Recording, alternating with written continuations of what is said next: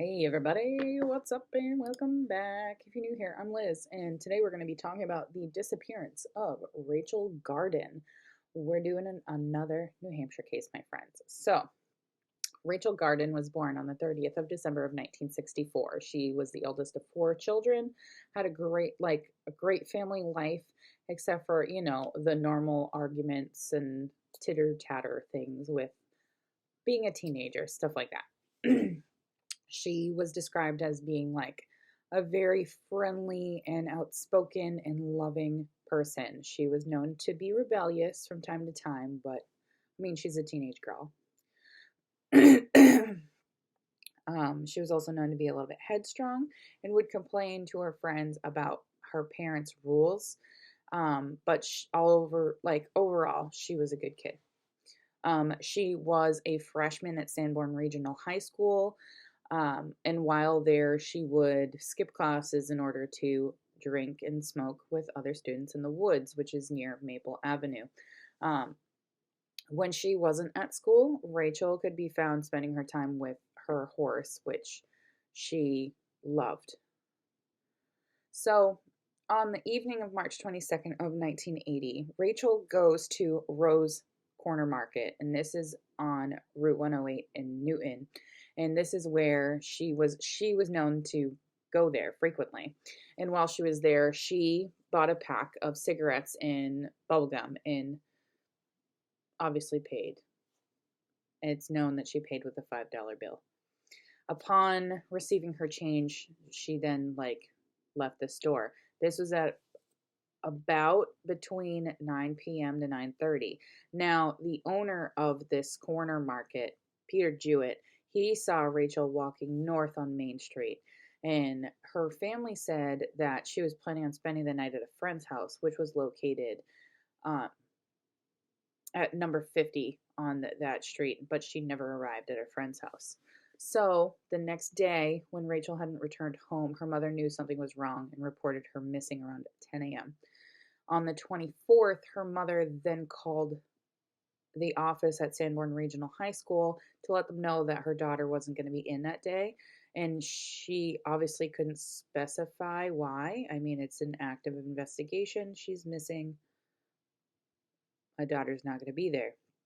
So, because of her age, police treated this as a runaway case, as they do with a lot of teenage girls that go missing. But according to one of her friends, she had discussed running away around the time she vanished. And because of this, no posters or flyers were pinned up around town. Now, Newton's police department only had one full time police officer, and the police chief died. And there was no mention of her disappearance in the town's report in the year of 1980 either. So a lot of it wasn't talked about. But anywho, so when they spoke to the friend that Rachel was supposed to go over her house with, go to, the friend said she wasn't aware of these plans because she hadn't made plans with her that night. And she was unaware that Rachel was even going to her house. So Rachel gave kind of like a false location of where she was going to be. And this friend in particular never saw Rachel that night. So there was a search of the woods that was conducted by a group of volunteers in the Boy Scouts. However, there was no evidence or leads that came of this. There was no wide-scale searches done in relation to this case either. No helicopters flown in nearby areas or over swamps or fields to try and find her. There was a search of her home, and it showed that Rachel left everything there. She didn't take anything. Now, years after her disappearance, there's two witnesses that come forward saying that Rachel was talking to three men in a dark-colored car near Rose Corner Market, and that she knew these guys. That they also had troubled reputations. They were involved in criminal activity. Now, one of them would later serve time for assault and rape. And allegedly, while these men were at a bar in Haverhill, Massachusetts, one of them confessed to killing Rachel. There's no specifics about this confession, and none of any specifics that investigators knew have been released. So anything they have, they're not releasing any of it to the general public. It did prompt police, though, to start digging in an area off of Route 108 behind a stone wall in a stream, but no remains or evidence was found. So it's really unknown if these three men were involved in her disappearance, and none of them have been, their names have never been publicly identified. So her parents would end up consulting with psychics, and they hired their own private investigators to help with this case, but their efforts didn't go anywhere. Her mom followed like maybe sightings from Haverhill to Hampton Beach, and none of them were confirmed. So, in the 90s, the major police crime unit, they excavated about 60 square foot patch of woods, but nothing was found. And at one point during this ongoing investigation, there was a reward for $10,000. Now, they did believe at one point that Rachel could have been Princess Doe, which we talked about in another episode, and that is Princess Doe from Blairstown, New Jersey, but she was ruled out. In 2008, police received a tip, and it led them to an ice pond and country pond that's located within that same general area. Now, they spent about 6 hours using sonar and GPS equipment to look at the bottom of the pond, and divers spent 2 days diving. However, nothing came of it. So in 2013, the police chief of Newton ended up releasing a potential tip to the state cold case unit, but specifics of that have never been released. Now, according to what the Newton police say, is that they have exhausted every lead that they have in this case, along with search dogs and consult with psychics. They've dug up numerous grave sites, but nothing.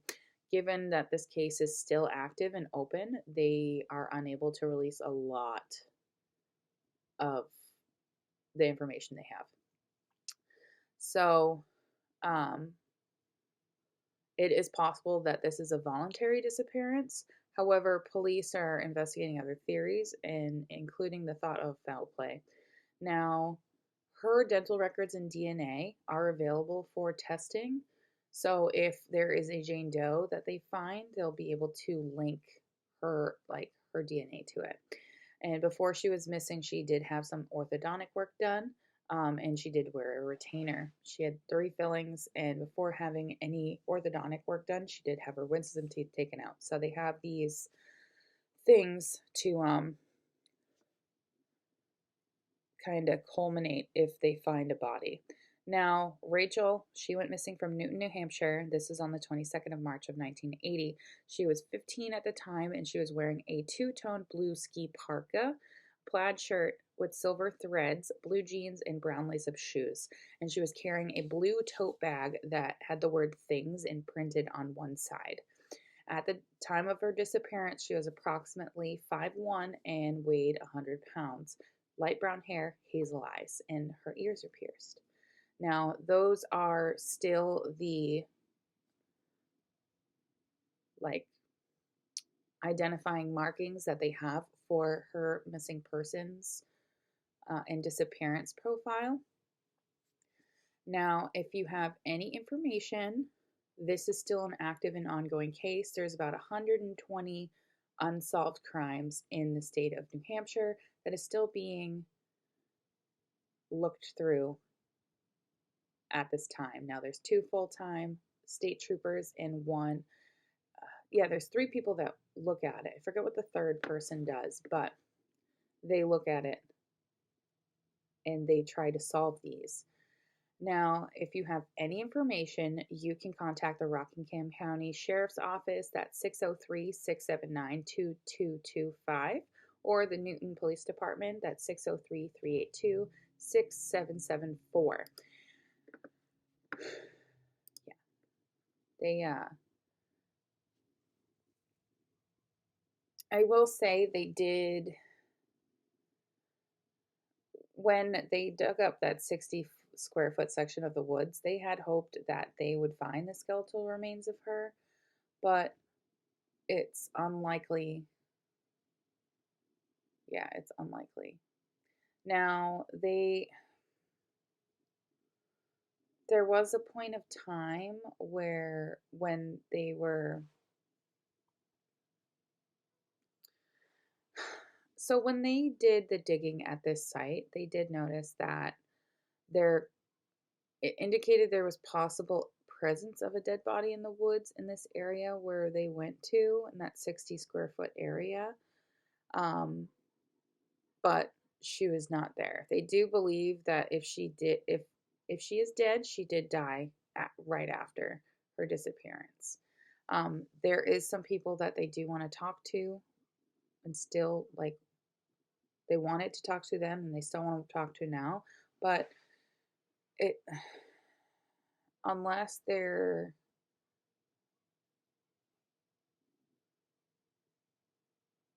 what am I trying to say?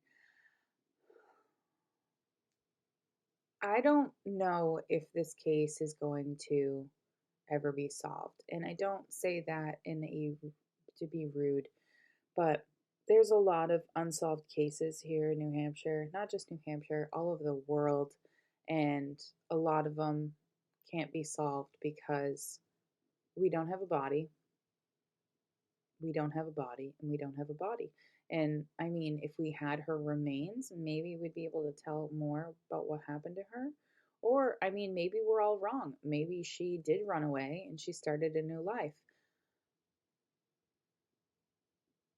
And maybe one day we'll find out, but today is not that day. And because of the state cold case unit, they are still looking at these cases. So that gives me hope that one day these cases will be solved. So with that being said, I hope you guys enjoyed and I will see you guys in another video. Bye guys.